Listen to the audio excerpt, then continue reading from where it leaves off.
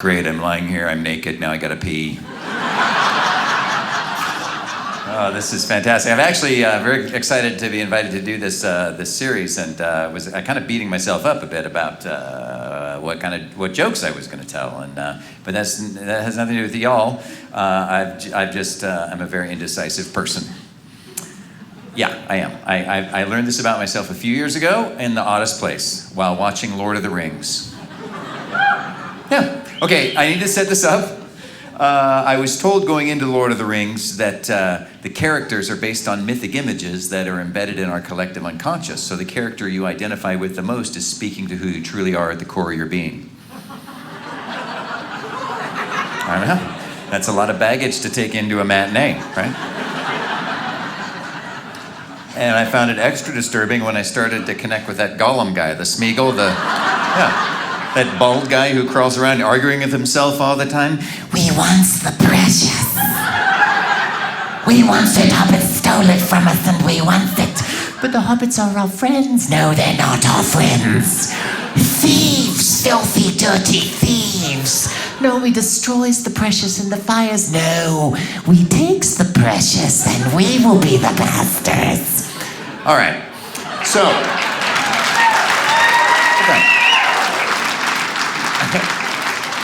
I'm watching that, and to be totally honest, the only thought in my head the whole time is, oh my gosh, I think like that all the time.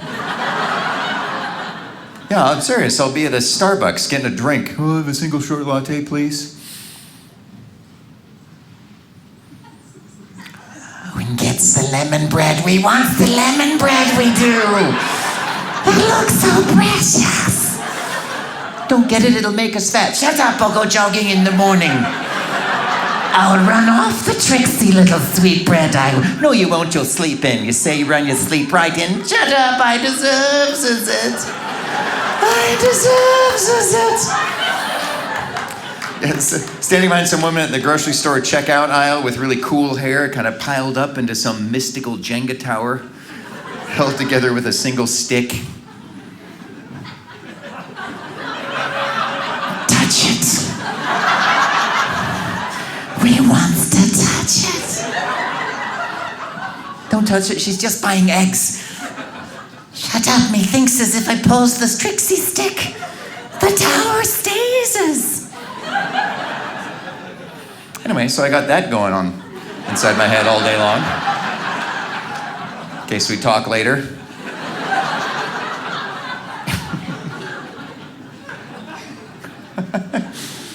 I like trying new things, though. I'm not against new experiences, but they don't always work out. Recently, I was told that if I really wanted to relax to a deeper state of relaxation than I'd ever achieved before, I should go to a day spa.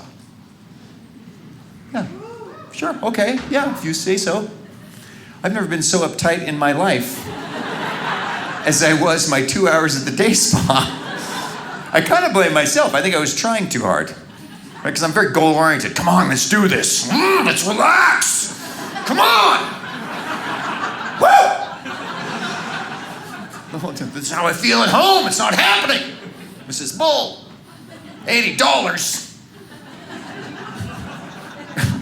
And then they had this Eastern music playing. Is that what, that bing, bang, bang? Sounds like a cat walking on a piano or something.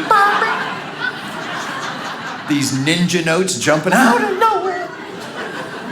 It's not relaxing. The worst part, this bowl of rocks and water they had in the corner just gurgling away. Great, I'm lying here, I'm naked, now I gotta pee.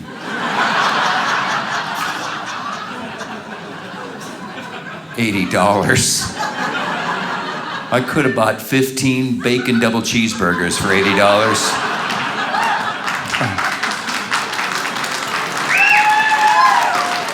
Relaxed in my backyard for a whole weekend. Just, I can't move. That's a spa day. I'm more of an outdoors person, to be honest. Outdoors. I have a yellow lab. I read the other day that yellow labs have, on average, 100 facial expressions. And so I thought, what? That sounds ridiculous. I started watching my dog. It's true. There's one for aggression, one for submission, and 98 for, are you going to eat that?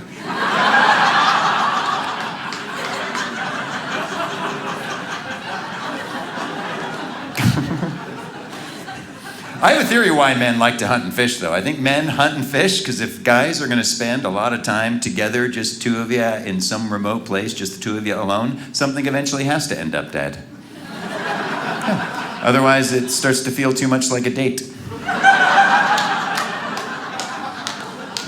It does. Most men cannot go up to their friend, hey, do you want to get up really early tomorrow and go row a boat around the lake for a couple hours? We'll sit close and whisper.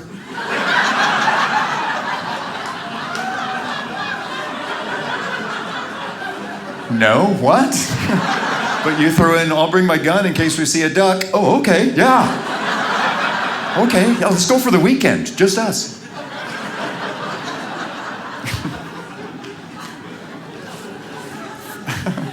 I mean, yeah, men are uncomfortable, but the guys fishing, you just tow. You don't have to have good bait. Just tow a string with a hook on it. Just remember, we could do this for hours. We're going to catch a big one. Pull the string out. Are we done? No, I just thought we'd kind of paddle about for a bit. Put the string in. It feels better. I feel more comfortable with the string.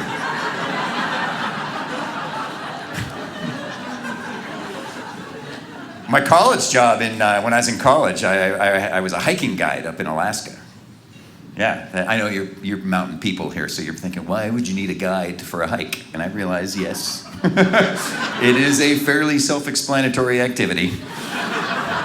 There are two green sides and a brown line going down the middle. You just kind of stay on the brown line. When you get half tired, turn around, go back. Okay, I think we hiked.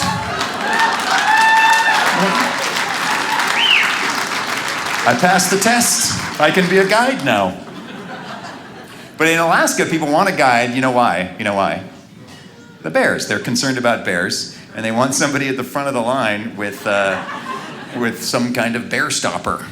So I was equipped with a can of cayenne pepper spray, or bear mace is what it is. People felt safe. I never told people bears always attack from the rear, so, I was safe because he would be full by the time he got to me. That was my thinking.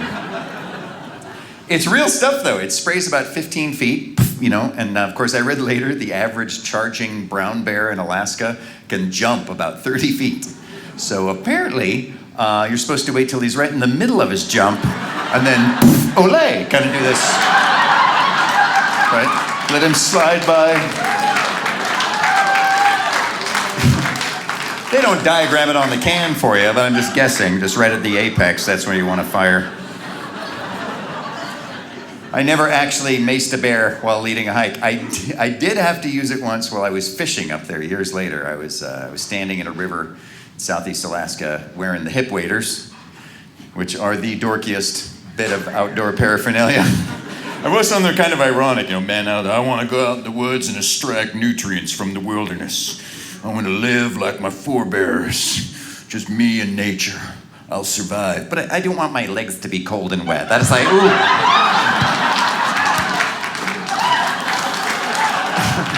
But there's some big pants I can put on, be safe. So I've got these hip waders on, and I hook a fish, and I yell, fish on! And my friend Jim, who's about 50 yards away, looks at me and yells, bear! Okay, you guys didn't really laugh at that. For those who don't know, that is not the proper fish on echo that you're hoping to hear. Maybe you don't fish. But sure enough, I looked to my left, and there, poking his head out of the bushes, was this full-grown coastal Alaskan brown bear, over 1,000 pounds, just sort of sticking his head out, looking for yummy scrumptables down by the river. And at that point, my fish decides it's a good time to jump out of the water. Right, which I know, and not any kind of normal fish jump I'd ever seen either. This was like an audition for Field and Stream magazine cover. I'm serious, I'd never seen a fish. He came out of the water and then just kept spanking the water with his tail. He wouldn't go back down. Little droplets flying like diamonds everywhere. The sun glistening off his silver scales. It looked like a Cher concert. This big white salmon belly just full of roe. Just, oh, Mr. Bear. Oh, I feel so full of eggs, I can't even move. I wish someone would just bite me. And the bear kind of did a Scooby-Doo, right? And started scampering towards me. So now, technically, I'm not even fishing. I'm trolling for bear. True. I use bait to get bigger bait. I don't know how much this daisy chain of bait will continue, but eventually I'm going to get a redneck if it goes on long enough, right? So I do what I was trained to do. I ripped my bear mace off my Velcro strap and pointed it and went, ah! Sprayed it. Now, here's what's missing from the can. Some kind of wind direction indicator. Yeah, maybe a little orange windsock at the top, a little rooster with an arrow, anything, really. Because I emptied the can and the wind just blew it all right back in my face. Just every single droplet of that noxious gas, and it works. It's unbelievable.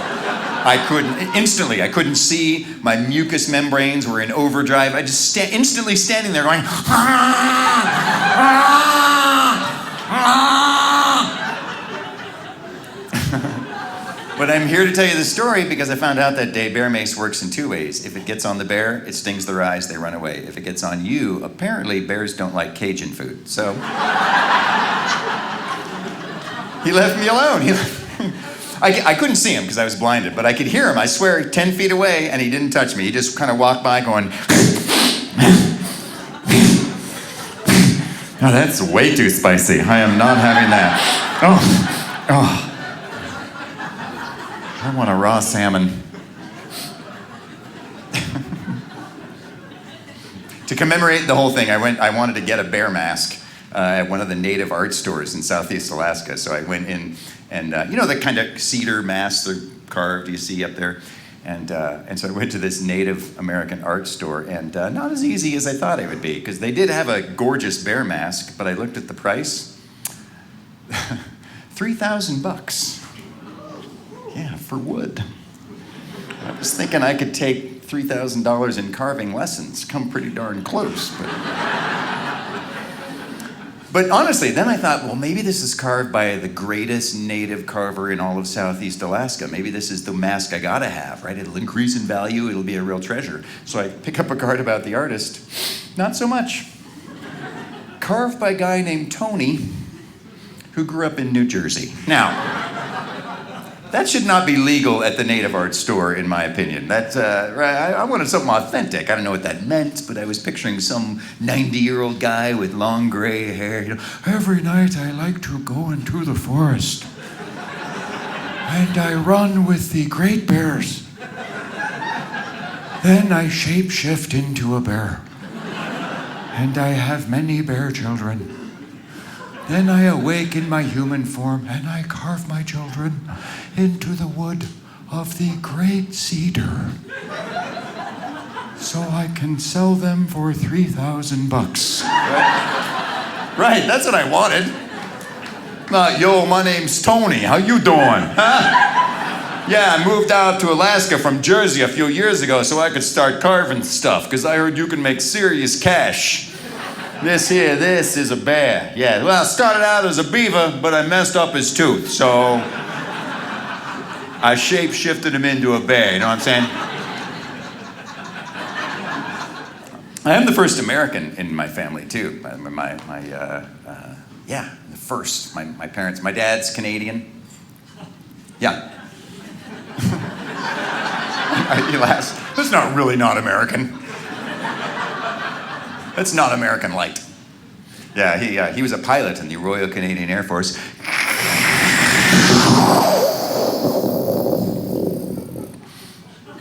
Well, it was a long time ago, so it was more.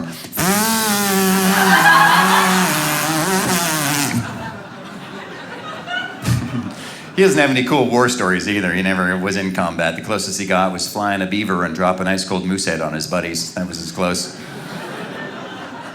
It's a float plane. Okay. My mother, they met in Canada, but she's originally from England. She's British. Right. So I was raised by a British mum. Which has affected me. Like, I think about it today. Today, the only news I watch, the BBC, because by far, that is one of the best gifts to the planet that the British have ever given. It is by far the best news broadcast. You cannot turn it off. Yeah, okay. Okay, see, some of you haven't given it a chance. Let me explain. Here's the problem with American news. They take boring stories and try to make them sound exciting. So we're always hearing things like, is it still safe to wash your car in the driveway with the kids around? Tune in at 11 and find out. You walk around half paranoid. Oh, keep the kids away from the sudsy driveway. I heard it. The BBC, I swear, it's the opposite. They take actually horrifying stories and calm them down beyond all reason.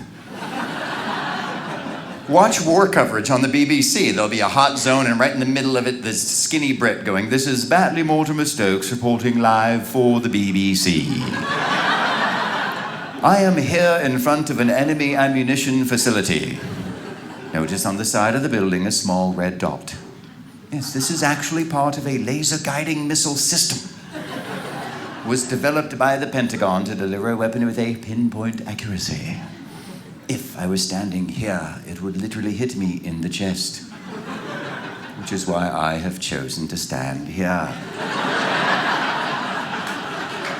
I know, you can't turn that off.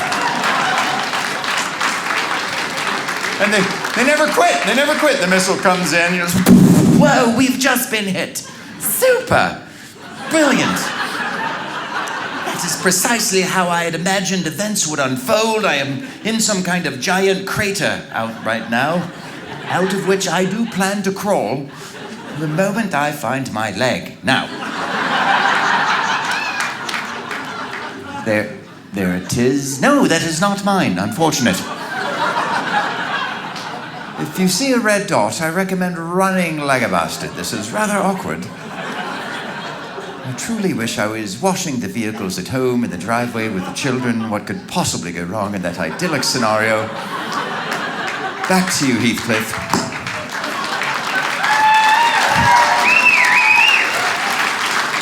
Super!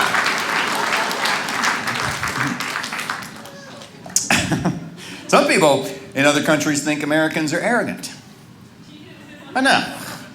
It's ridiculous. Anybody who thinks we're arrogant is an idiot as far as I'm concerned. They can bite my Yankee Doodle, all right? I don't even know what a Yankee Doodle is, but it's always sounded biteable to me. Actually, a guy came up to me once after a show and he goes, "Hey, do you have that Bite My Yankee Doodle thing on a t-shirt?" And I go, "No. But I do now." Yeah, that was a good idea. Actually made one. Yeah, it looks just like an American flag from a distance, but you get up close and it's actually made of the words "Bite My Yankee Doodle," right? That's right, because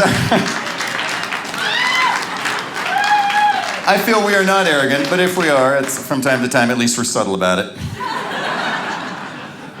And I know, I would never stop in the middle of a TV comedy special to pitch merchandise that you can get at davidcrowe.com. I would never do that. That would be classless. Can you imagine? I do have another t-shirt that I made. This is a can, and the label on the can just says "duh." It's a can of duh. It's a Canada shirt. Yeah. This is ode to my heritage. And of course, I would never say, go to my website and get one. I would never say that. Classless. Oh, boy. No, the reason I came up with that one, though, is I have an in-law who's German. Yeah, German. Born and raised in Germany, still lives there, Stefan. And you know, sometimes he says stuff that's arrogant, too, right? I mean, I'm going to send him that. Like, okay, like here's an example. He loves cars, knows everything about them. So we're talking about cars, and he'll say something like, "I don't know how the Germans would never buy the American cars, of course, because we have the German cars. They are better engineered and designed, but why would we ever purchase something that is inferior to what we have making in our own cities? But we are not here to discuss the obvious." I must say, I would love to see how it works in your country with all those American cars breaking down on the highway every day. It must be quite hilarious. Maybe you have the German tow trucks to come and clean up the cars.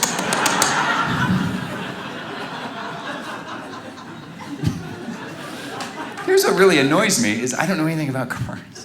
So I can't even have a good debate. I didn't take auto shop. I took band. Yeah, I know. You too? Yeah, I played trombone for years. Got really good at it, only to find out no matter how good you are at trombone, it never really comes in handy later in life, all right?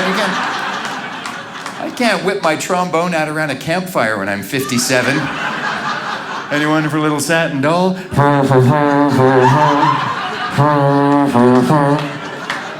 3 years, first chair, let's rock.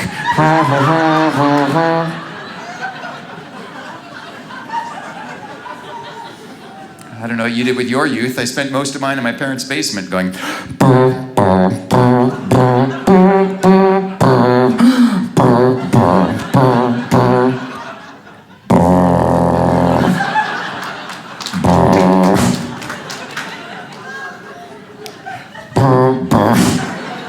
My mom would stick her head in. Dave, there's girls outside. You should go meet one. That's okay, Mom. I master this. They'll come to me.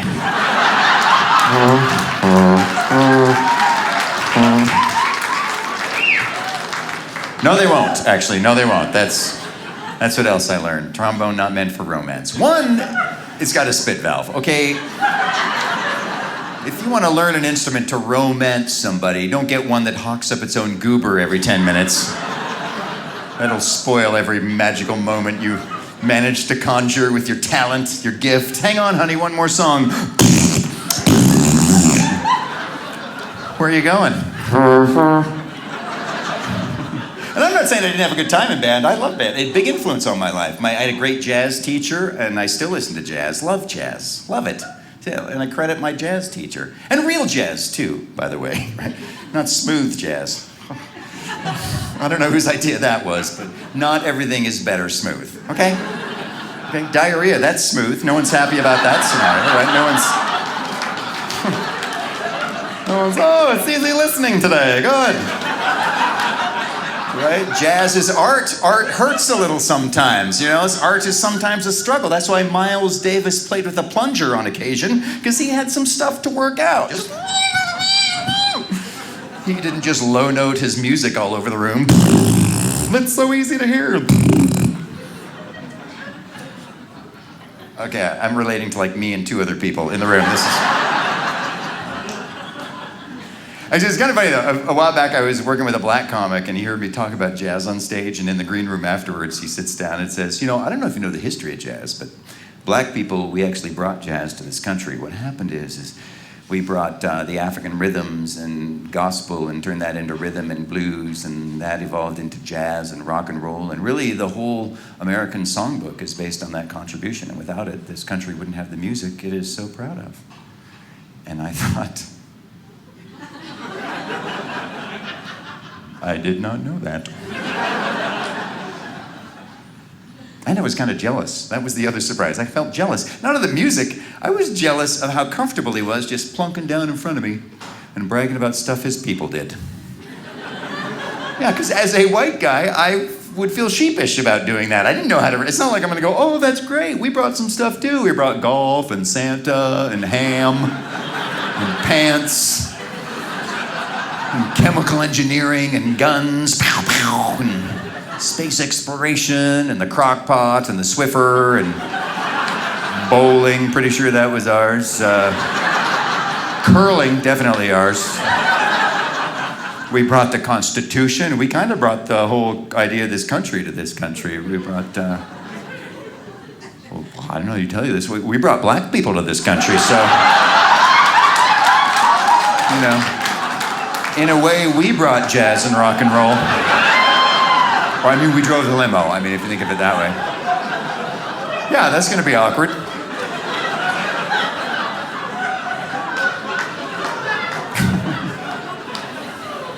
So, but I digress. I don't know anything about cars. If my car breaks down, all I can do is listen to jazz until AAA comes. Or maybe take the radiator hose and play something to myself. I have 2 cars. Ironically, I have a Volkswagen Jetta. I know, ironically. And a Ford F-150 pickup truck. Arf, I know. It's a 1989. I even better, I know. I bought it for $1,000. Mainly because I hit my 40s and realized, you know what? Every now and then a man needs to haul some stuff. That's right. And I got really tired of having that totally emasculating conversation with a friend who has a truck. Can I borrow your truck for half a day? Because I have some man things to do, but I don't have a vehicle that does man stuff, so I just need your man thing. Can I let me use it? I'll give it right back. I know you have man stuff too all the time. I just have a little bit, just a little tiny bit, and I'll be done. And can I borrow your man card? Because I think I need it to drive it, right? They won't let me unless I have...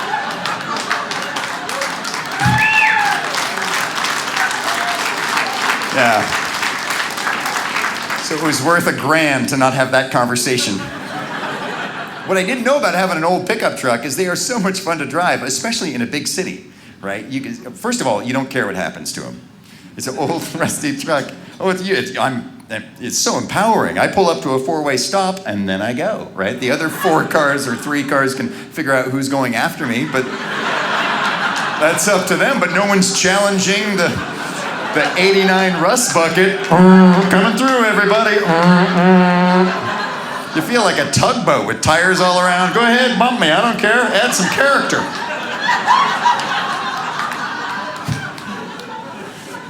You can help the police, that's the best. You can be a vigilante in your own neighborhood. You go pull out into traffic, there's a car bombing along at the speed of light, and you think, oh my gosh, if I pull out now, he will rear end me.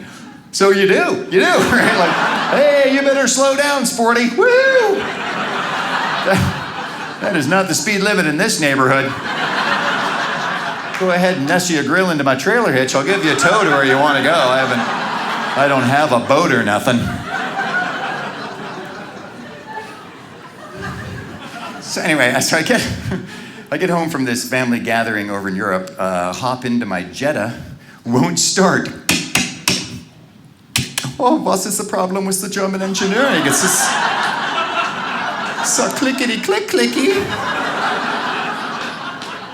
You know why it wouldn't start? The mechanic said before I go on a long trip, I should unhook a battery cable or something, because apparently my over-engineered piece of German genius won't stop thinking about stuff the whole time I'm gone. Right, I've got this car just sitting in my driveway talking to itself for 2 weeks. Are the doors locked? Yes, they are locked. We check one more time. 1, 2, 3, ja. Yes. The sun has gone down, lights the clock. Oh, someone is too close to the car. Alarm! Oh, vigilance is tiresome. Anyway, hop out of this Jetta, jump into my Ford. This thing hasn't had an oil change since I was in high school. I swear to you, it has. I put new oil in, but it just sort of goes away after a while. It's this one-way oil system. One turn of the key, just... You know why? Because while I was away for 2 weeks, my pickup wasn't thinking about squat. It was just sitting there under a tree in my backyard.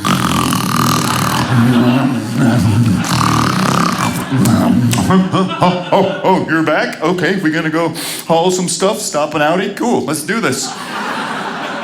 I know it's kind of funny, but I have never felt such national pride as the moment that blue-gray smoke fired out the tailpipe of that rusty old pickup. Just, go America! Da, da, da. Da, da, da, da. And I took out my iPhone and made a video of myself towing the Jetta to the mechanic, right? With full narrative, by the way. Stefan, look how well your car tows. Yeah! There's no wobble on the corners. These are called small family victories, and they are the most important. So, yes, I'll tell you about my family. Actually, first of all, here's my story in a nutshell. I found myself about 40 years old and single, and so I thought, maybe I should try some online dating. And I know there's some young people in the room here, and I want to tell you this as a favor to you. Okay, date as much as you can when you're young, because that's the easiest it gets. It doesn't get easier when you're older. Here's why. When you're young, when you're in college, you can go on a first date, And you can say something like, well, I'm in pre-med right now, and plan is to go to med school, become an orthopedic surgeon, set up a clinic once I graduate, and maybe have some waterfront property and a house in the mountains, and do charity work in the Himalayas from time to time. And your date will look across the table and think, wow, you are amazing. Okay, you go on a first date when you're 40 and say that exact same thing. Both of you know none of that's happening. All right. Because by the time you're middle-aged, your major life choices, they've been made, frankly, and you can't escape them. You just they follow you around like unwanted stepchildren. You just gotta introduce them and hope for the best. Yeah, here's my oldest poor career choice right here. Yeah, been with me 20 years now. Doesn't seem to want to get out of the house. Here's my second one, alimony. This one should be gone in a couple of years. Here are my twins. Wish I had brushed my teeth more, and hair plugs. Yeah, well, they can't all be winners, but you learn to love them. And this is my latest one, only 6 months old, DUI. I did not expect, we call it oops.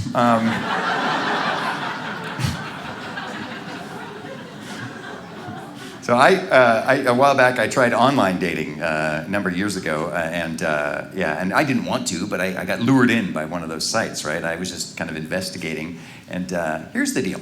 You got to fill out a personality profile, which, if you're like me, that's 100 questions you've never thought about in your life. You've got me. I'm an armchair philosopher. What's more important to you, loyalty or honesty?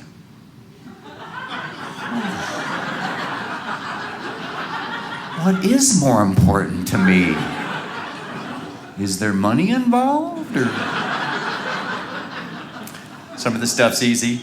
What's your favorite dessert? I like pie, so I just wrote that, pie. Actually, all caps 3 times. Pie, pie, pie! Because it was the first one I was really confident about the answer.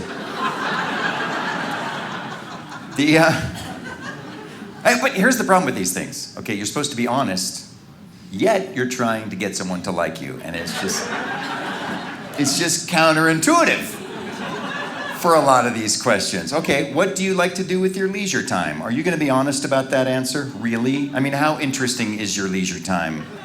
Really? 99% of your leisure time. Really? I mean, what am I supposed to? Well, I like to sit on the sofa, look at the cat, say, kitty, 100 times. And then I pick at my heel because the skin builds up on the outside.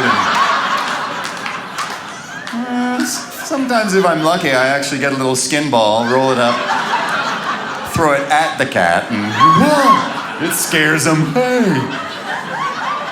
So that's a good Tuesday night. Anybody? Cat people, fleshy feet people, both maybe? So I did what I think most people do. You take everything you've ever done that's interesting, put it into one weekend. Right, you're ridiculous on the opposite end of the spectrum. Well, I usually wake up and go mountain biking or hiking, and then I hang glide back to my car, or paraglide, weather permitting. And then I'll hunt and kill my own lunch, and dress it in the way of the old pioneers, and maybe spend the afternoon doing charity work like building yurts for homeless Mongolians.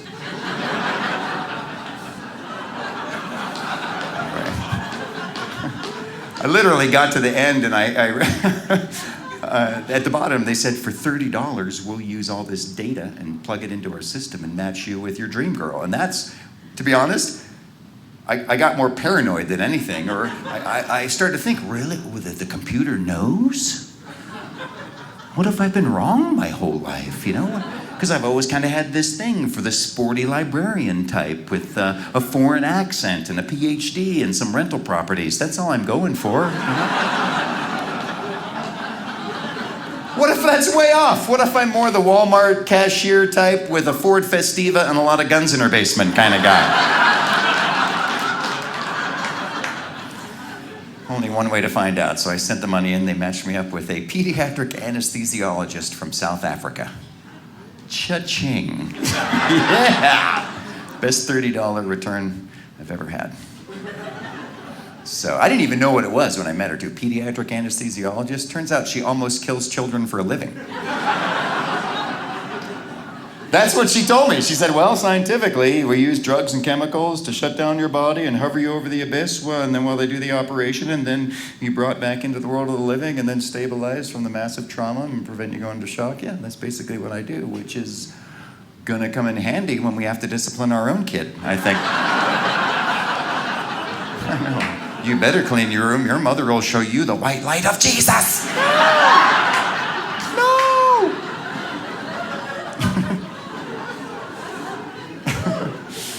I know. So we have a little girl now, and people mean well with their parenting advice, but a lot of it doesn't apply when you have an anesthesiologist on hand all the time. Oh, you're having a baby? You're not going to get a good night's sleep for a while. I think we'll be okay. Yeah, mommy has a toolbox, little spritzer called Baby Be Quiet.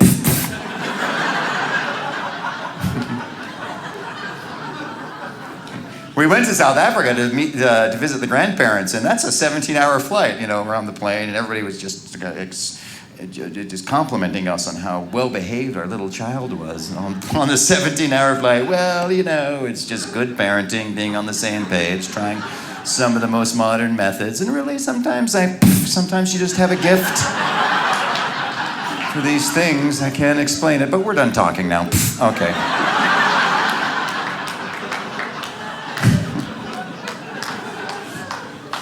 Yeah, I love being a dad. It changes your perspective a lot, having a little kid around. And I know you're looking at me like, well, you're a little old to start a family. I know that now. It's tiring, and all the work is down here. I just do more couch parenting. I picked that up from watching the grandparents. They know what that's all about. They just get all comfy on the sofa. Bring it here. I'll show you how it works. Bring it here. Go get it. I know, that's about my speed. Young parents, way overly involved. You see, young parents, let's be frogs. Do you know how frogs jump? Can you jump like a froggy? I got 2 jumps in me, and then, all right, keep jumping, froggy, keep jumping. No, don't touch that. That's the heater. It's very hot. No, no, no! Ouch. All right, come over here. I'll kiss it better. Come on. Hop this way, burnt frog. I don't know why we stopped wearing baby clothes. I don't know why we are. Look at how we're all dressed. It's kind of ridiculous. Babies have the best clothes. That onesie thing? I know, just a single zipper. Your shoes are on. You're cozy. That's all you need. But I remember when the first time I realized how much kids change your perspective. My sister gave us an extra saucer. And if you don't know what this is, it's a little plastic ring with some toys glued on it and a pair of swim trunks kind of suspended in the middle. You set it on your kitchen floor, and then you take your little squirmy trout baby and you put it in the swim trunks, and it can't escape. So it just fiddles with the toys, so you have time to make a sandwich, right? That's all it is. It's a baby clamp. Okay, I cannot tell you the amount of joy that registered on this little girl's face the first time I put her in this extra saucer and watched her turn from little plastic toy to little plastic toy to a spinny clicky wheel. It spins and it clicks. It's amazing. Oh! A star on a springy stick. It's a star that springs and a wheel that clicks.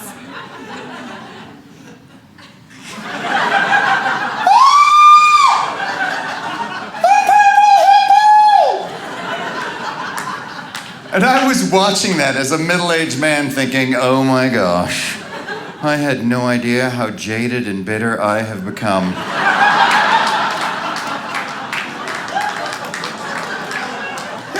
Yeah, I don't even want to think at my age what my exerciser would have to have on it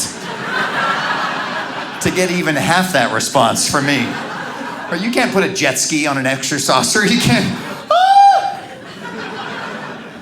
In South Africa, I probably had the adventure of my life. While we were down there, I rode an ostrich.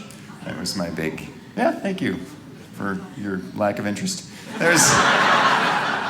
Okay, maybe you're animal rights people and you're thinking about the poor ostrich. I just want you to know I did not go there to ride ostriches.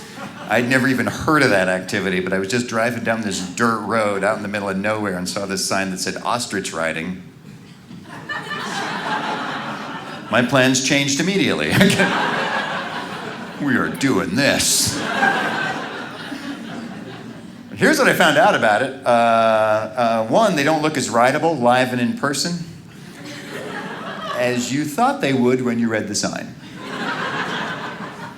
Yeah, they don't. They're walking around on these ridiculously tall, skinny legs. And it looks like they're wearing these gorgeous, multi-$1,000 pure ostrich skin, full-length boots.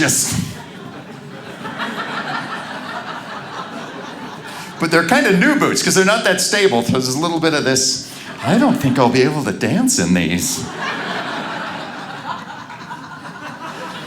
And then there's nowhere to sit on them. Their body is really just this feather poof. And then their head sticks out the top like a big scared hot dog.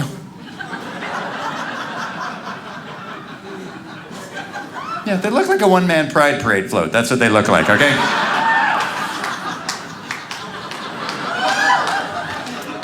And secondly, I'm an American tourist in a foreign country living under the false assumption everything's gonna run like it does in my own country. I know it's kind of ridiculous in hindsight, but I was literally in the middle of nowhere thinking, well, I'll probably start out by signing a waiver. Then I'll get a helmet. Meet my bird, learn his name. Hey, buddy, how are you? I guess you're my bird today. And then we'll have a guide. You always have a guide, right? It's a tour. Yeah, and I'll undoubtedly have an old, tired bird, and the guide will have a much younger, sportier bird. He'll be showing off a little bit. Hey, everybody. Welcome to the tour.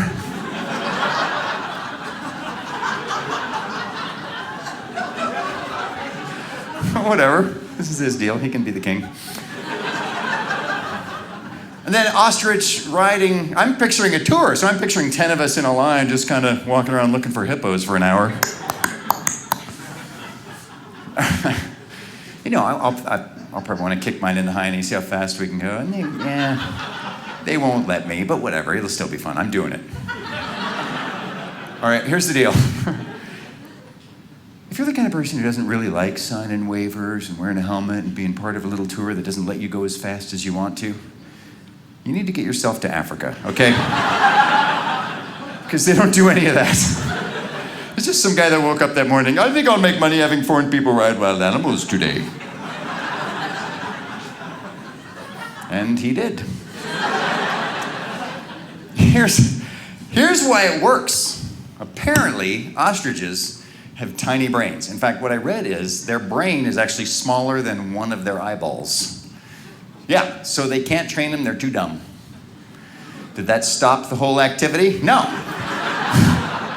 They found a loophole. All they did, because they have to see, if there's not something right in front of their face, they don't feel fear. That's how dumb they are. So they just grab one under the chin, choke it for a second.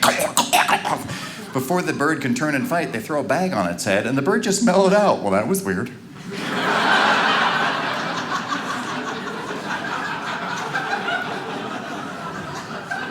I swear someone was choking me a second ago.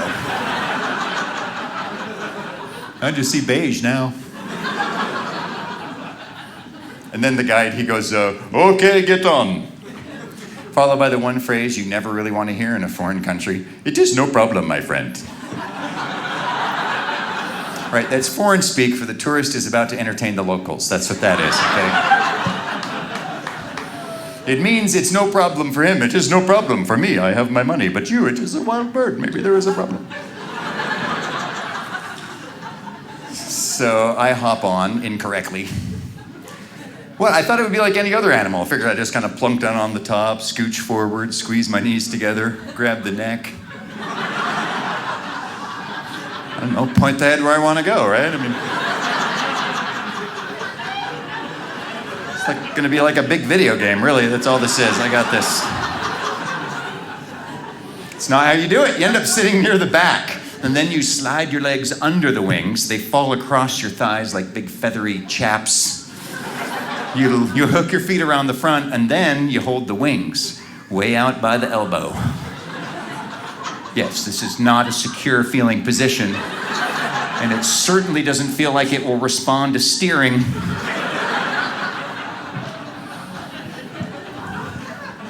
The first thing the guide said was kind of shocking. He says, "Okay, don't touch the neck, they don't like that."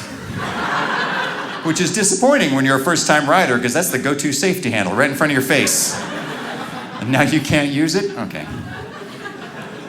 Not as shocking as the second thing he said, which he looks at me, pinches the bag, and says, "Are you ready?" What? No safety tips? No do's and don'ts? Scariest part of that question, though, the total look of excitement on his face. Let this be a little tip for you, world travelers. You always want your tour guide to look a little bored. You know why? Because he's doing this all day, every day. Nothing should be exciting anymore. But apparently in this case, what was about to happen never gets old. Never. He's been doing it 20 years. It's like day one every day. He could not wait to pull the ripcord on this one more time.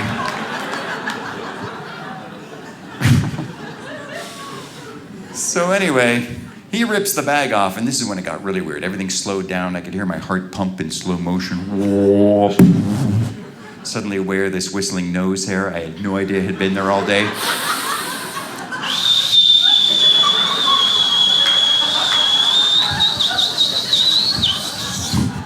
I'm just staring at the back of this bald, prickly head, and it slowly starts to turn sideways. Oh no!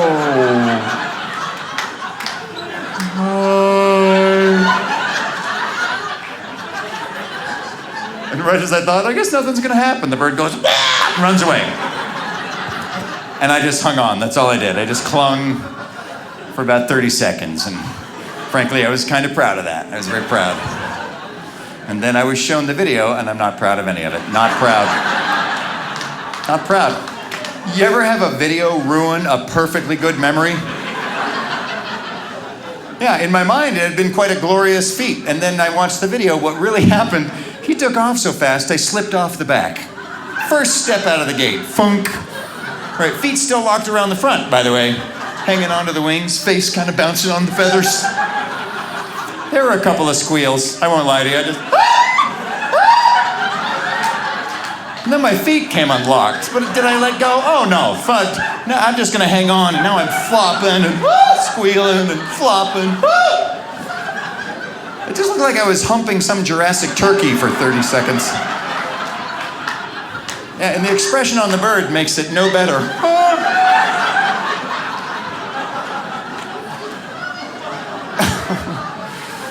So anyway, I guess I tell you this story in case you ever go to Africa and want to do this and it's no longer legal. It's my fault. I just want to apologize. Hey, thanks for joining us at Dry Bar Comedy, everybody. Have a great night. Thank you very much. Cheers. Thanks.